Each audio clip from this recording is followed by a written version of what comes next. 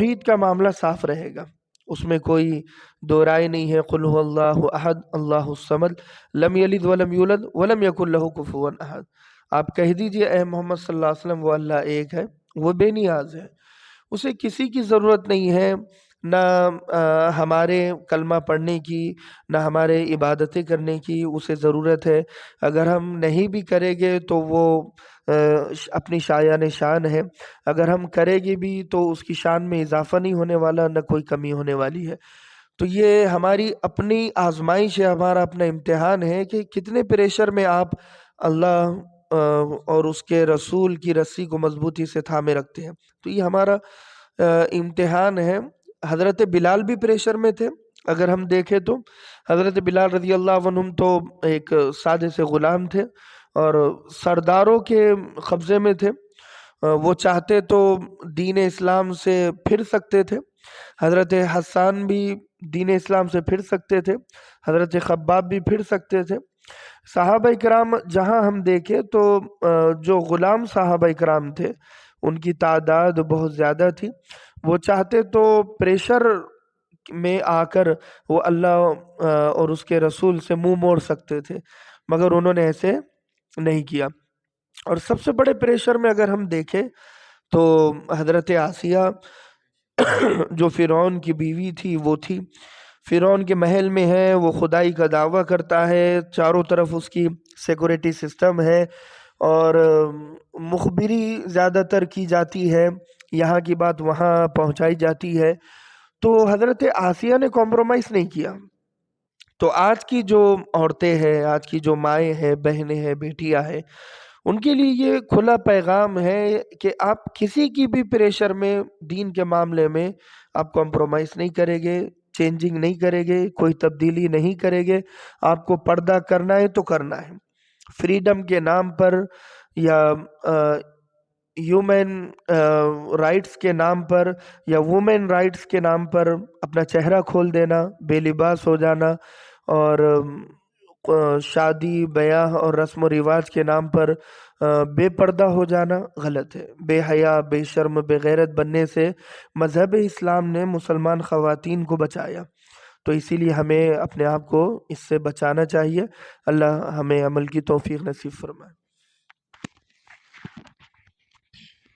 مولانا سے ہمارا تیسرا سوال ہے، اظہر شکیل بن حنیف ناندیڑ، جو حضرت کی محنتوں اور کاوشوں کا نتیجہ ہے کہ وہ سامنے آیا، لیکن ابھی کچھ دنوں پہلے پتہ چلا کہ وہ ناندیڑ میں واپس آ چکا ہے، تو اس کے تعلق سے حضرت کیا کہیں گے؟ جو بھائی اظہر کا واقعہ ہے وہ کوشش علماء کرام نے کی ہے، مفتی سلیمان رحمانی صاحب اور مفتی ابو طالب صاحب، مولانا وسیم حسینی صاحب اور دیگر علماء کرام، چاہے وہ ائمہ کرام ہو، مؤذنین ہو، ذمہ داران ہو یا جو بھی ہے، حسین پہلوان اور ان کی ٹیم نے جو ساتھ دیا، تو یہ قابل تعریف ہے، بہت بہترین کوشش تھی۔ مگر اس کے بعد جب وہ حیدرآباد گیا اور جا کر وہ واپس آیا تو ایک فیملی میٹر بننے کی وجہ سے کچھ لوگوں کو اس کام سے رکنا پڑا۔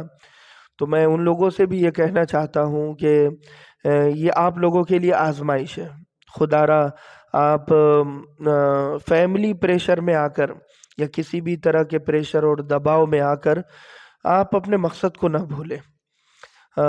ختم نبوت ایک ایسا مقصد اپنے آپ کو بنانا ہے کہ اسے اوڑھنا اور بچھونا اپنا بنانا ہے کہ نبی کے نام پر جب بھی حملے ہوگے اور ختم نبوت پر حملے ہوگے تو ان حملوں کو ہم روکنے کے لیے تیار رہیں۔ یہ نہ کہیں کہ مجھے فیملی کا پریشر ہے یا ذمہ داروں کا پریشر ہے، بلکہ جان اور مال کی قربانی تحفظ ختم نبوت کے عقیدے کی خاطر ہمیں لگانا چاہیے۔ اپنی جان، اپنا مال، اپنی عزت، اپنی شہرت، اپنی دولت، اپنی ہر چیز اس عقیدے کی حفاظت میں ہمیں لگانا چاہیے، اور یہ سب سے بڑا کام ہے، اس سے بڑا کوئی کام ہے نہیں۔ تو اظہر سے ہماری بات چیت ابھی تو ہوئی نہیں ہے، لیکن لوگوں کے مطابق ہمیں پتہ چلا کہ وہ واپس وشنو پوری آ چکا ہے، جو ناندیڑ کے بالکل قریب ہے۔ تو وشنو پوری والوں سے بھی میری ایک اہم ترین گزارش رہے گی کہ وہ نظر رکھے اور اس کے بہکاوے میں آنے سے اپنے آپ کو بچائیں۔ ایمان یہ سب سے بڑی قیمتی دولت ہے میرے اور آپ کے پاس۔ آج کے زمانے میں جہاں ہم سے اتنی نمازیں پڑھنا نہیں ہوتی ہے، زبان سے زیادہ سچ ہمارے نکلتا نہیں ہے، اور ہر معاملے میں ہم دین کے پیچھے ہیں، تو ایک ہی چیز میرے اور آپ کے پاس بچی ہوئی ہے، وہ ہے ہمارا ایمان۔ تو جہاں اگر اس ایمان کو بھی ہم سے چھین لیا جائے گا، لوٹ لیا جائے گا، تو پھر ہم کہیں کے نہیں رہیں گے۔ اسی لیے وشنو پوری کے مسلمانوں سے خاص طور پر میری گزارش ہے کہ وہ اظہر پر نظر رکھے اور اس کے فتنے میں آنے سے اپنے آپ کو بچائے۔ یہ دین کا لٹیرا ہے، ایمان کا لٹیرا ہے۔ یہ حضرت عیسیٰ علیہ السلام کے نام پر اور حضرت امام مہدی علیہ رضوان کے نام پر لوگوں کو لوٹ رہے ہیں، اور یہ بتا رہے ہیں کہ شکیل بن حنیف ہی حضرت عیسیٰ علیہ السلام ہے اور امام مہدی علیہ رضوان بھی ہے، اور یہ سیکنڈ جنم حضرت عیسیٰ علیہ السلام نے نعوذ باللہ اس زمین پر لیا، اور وہ شکیل بن حنیف کی شکل میں لیا۔ تو یہ سب سے بڑا جھوٹ ہے، مکار ہے وہ لوگ، جھوٹے ہیں وہ لوگ، دھوکے باز ہے وہ لوگ جو شکیل بن حنیف کو عیسیٰ علیہ السلام بتاتے ہیں اور امام مہدی علیہ رضوان بتاتے ہیں۔ سب سے بڑی بات میں یہ کہتا ہوں بار بار کہ حضرت امام مہدی علیہ رضوان کی جو زبان ہوگی وہ عربی ہوگی، اور آپ ہاشمی خاندان سے آپ کا تعلق ہوگا، اور یہ جو شکیل بن حنیف ہے یہ اردو بولتا ہے، ہندی بولتا ہے۔ حضرت امام مہدی علیہ رضوان اردو نہیں بولے گے، ہندی نہیں بولے گے، وہ عربی میں بات چیت کرے گے، کیونکہ خاندان بنو ہاشم سے آپ کا تعلق ہوگا، اور وہ خود دعویٰ نہیں کرے گے بلکہ کچھ علماء کرام انہیں پہچانیں گے۔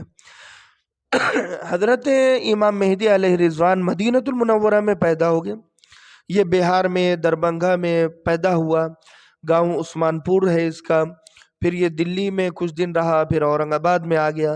سوال ہی پیدا نہیں ہوتا کہ جو امام مہدی مدینہ میں پیدا ہونے والے ہیں، جو حضرت حسن کی اولاد میں سے ہو گئے اور جو ایک بہترین قائد اور رہنما بن کر سامنے آئے گے، وہ یہ ہو جو ہندوستان میں پیدا ہوا، جو ہارڈ ویئر کی دکان میں کام کرتا تھا، جو انجینئر ہے، جو کالج بھی پڑھا ہوا ہے، جو اسکول بھی پڑھا ہوا ہے، اور جگہ جگہ پر اس نے کام بھی کیے ہیں، نوکری بھی کی ہے۔